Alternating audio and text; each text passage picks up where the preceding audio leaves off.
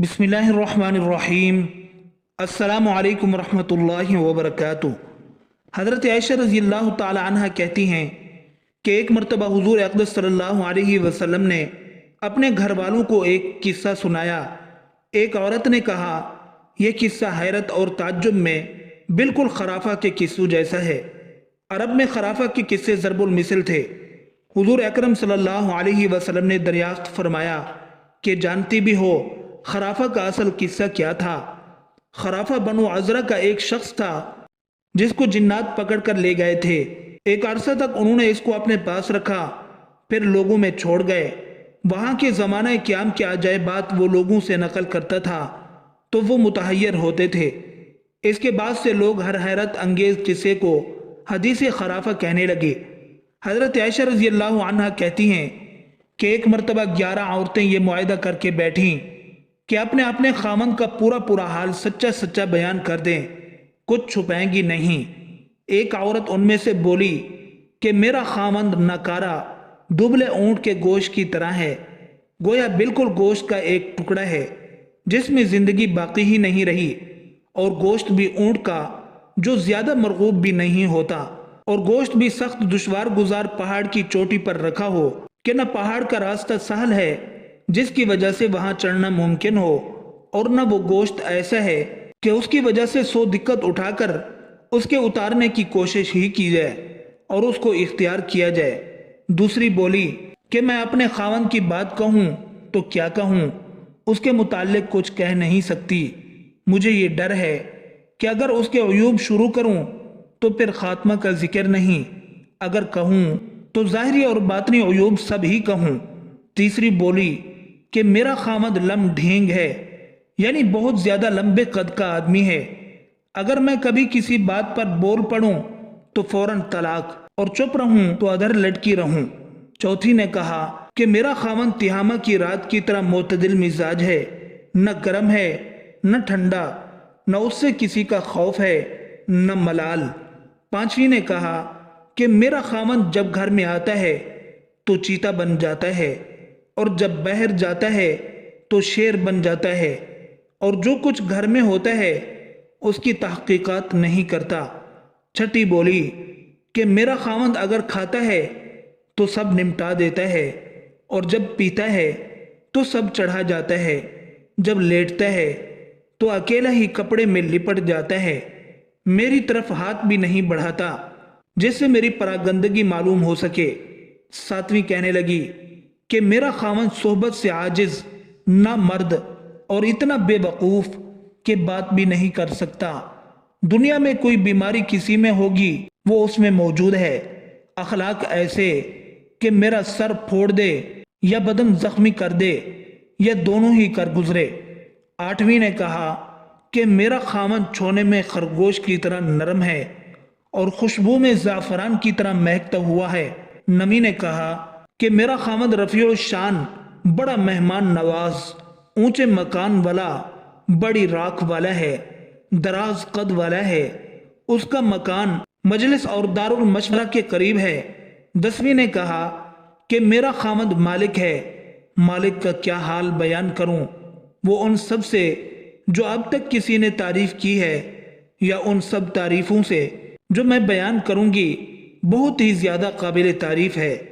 उसके ऊंट बकसरत हैं जो अक्सर मकान के करीब बिठाए जाते हैं, चरागाह में चरने के लिए कम जाते हैं। वो ऊंट जब बाजा की आवाज सुनते हैं तो समझ लेते हैं कि अब हलाकत का वक्त आ गया।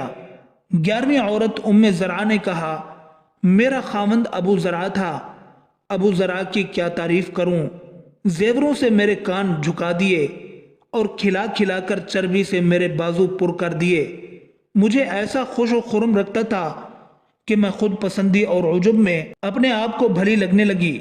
मुझे उसने ऐसे एक गरीब घराने से पाया था जो बड़ी तंगी के साथ चंद बकरियों पर गुजारा करते थे, और वहां से ऐसे खुशहाल खानदान में ले आया था जिनके यहाँ घोड़े, ऊंट, खेती के बैल और किसान थे, यानी हर किस्म की सरबत मौजूद थी। इन सब के अलावा उसकी खुशकुल्की कि मेरी किसी बात पर भी मुझे बुरा नहीं कहता था। मैं दिन चढ़े तक सोती रहती तो कोई जगा नहीं सकता था। खाने पीने में ऐसे ही वुसअत کہ میں سیر ہو کر چھوڑ دیتی تھی اور ختم نہ ہوتا تھا۔ ابو ذرا کی ماں میری خوش دامن، بھلا اس کی کیا تعریف کروں۔ اس کے بڑے بڑے برتن ہمیشہ بھرپور رہتے تھے۔ اس کا مکان نہایت وسیع تھا، یعنی مالدار بھی تھی اور عورتوں کی عادت کے موافق بخیل بھی نہیں، اس لیے مکان کی وسعت سے مہمانوں کی کثرت مراد لی جاتی ہے۔ ابو ذرا کا بیٹا، بھلا اس کا کیا کہنا، وہ بھی نور علی نور، ایسا پتلا دبلا شریر بدن کا کہ اس کے سونے کا حصہ یعنی پسری وغیرہ سوتی ہوئی ٹہنی یا سوتی ہوئی تلوار کی طرح سے، باریک بکری کے بچے کا ایک دست اس کا پیٹ بھرنے کے لیے کافی، یعنی بہادر کے سونے کے لیے لمبے چوڑے انتظامات کی ضرورت نہ تھی۔ اسی طرح کھانے میں بھی مختصر مگر بہادری کے مناسب گوشت کے 2-4 ٹکڑے اس کی غذا تھی۔ ابو ذرا کی بیٹی، بھلا اس کی کیا بات، ماں کی تابع دار، باپ کی فرما بردار، موٹی تازی، سوکن کی جلن تھی، یعنی سوکن کو اس کے کمالات سے جلن پیدا ہو۔ عرب میں مرد کے لیے چھریرا ہونا اور عورت کے لیے موٹی تازی ہونا ممدوح شمار کیا جاتا۔ ابو ذرا کی باندی کا بھی کیا کمال بتاؤں، ہمارے گھر کی بات کبھی بھی باہر جا کر نہ کہتی تھی، کھانے تک کی چیز بھی بے جا اجازت خرچ نہ کرتی تھی، گھر میں کوڑا کباڑ نہیں ہونے دیتی تھی، مکان کو صاف شفاف رکھتی تھی۔ ہماری یہ حالت تھی کہ لطف سے دن گزر رہے تھے کہ ایک دن صبح کے وقت جب دودھ کے برتن بلوئے جا رہے تھے، ابو ذرا گھر سے نکلا، راستے میں ایک عورت پڑی ہوئی ملی جس کی کمر کے نیچے چیتے جیسے 2 بچے اناروں سے کھیل رہے تھے۔ چیتے کے ساتھ تشبیہ کھیل کود میں ہے اور اناروں سے یا تو حقیقتاً انار مراد ہیں کہ ان کو لڑکا کر کھیل رہے تھے، یا 2 اناروں سے اس عورت کے پستان مراد ہیں۔ پس وہ کچھ ایسی پسند آئی کہ مجھے طلاق دے دی اور اس سے نکاح کر لیا۔ طلاق اس لیے دی کہ سوکن ہونے کی وجہ سے اس کو رنج نہ ہو، اور اس کی وجہ سے مجھے طلاق دینے سے اس کے دل میں ابو ذرا کی وقعت ہو جائے۔ ایک روایت میں ہے کہ اس سے نکاح کر لیا، نکاح کے بعد وہ مجھے طلاق دینے پر اصرار کرتی رہی، آخر مجھے طلاق دے دی۔ اس کے بعد میں نے ایک اور سردار شریف آدمی سے نکاح کر لیا جو شاہ سوار ہے اور سپہ گر ہے۔ اس نے مجھے بڑی نعمتیں دی اور ہر قسم کے جانور، اونٹ، گائے، بکری وغیرہ ہر چیز میں سے ایک ایک جوڑا مجھے دیا، اور یہ بھی کہا کہ ذرا خود بھی کھا اور اپنے میکہ میں جو چاہے بھیج دے، لیکن بات یہ ہے کہ اگر میں اس کی ساری عطاؤں کو جمع کروں تب ابو ذرا کی چھوٹی سی چھوٹی عطا کے برابر نہیں ہے۔ حضرت عائشہ رضی اللہ عنہ فرماتی ہیں کہ حضور اقدس صلی اللہ علیہ وسلم نے یہ قصہ سنا کر مجھ سے یہ ارشاد فرمایا کہ میں بھی تیرے لیے ایسا ہی ہوں جیسا کہ ابو ذرا ذرا کے واسطے۔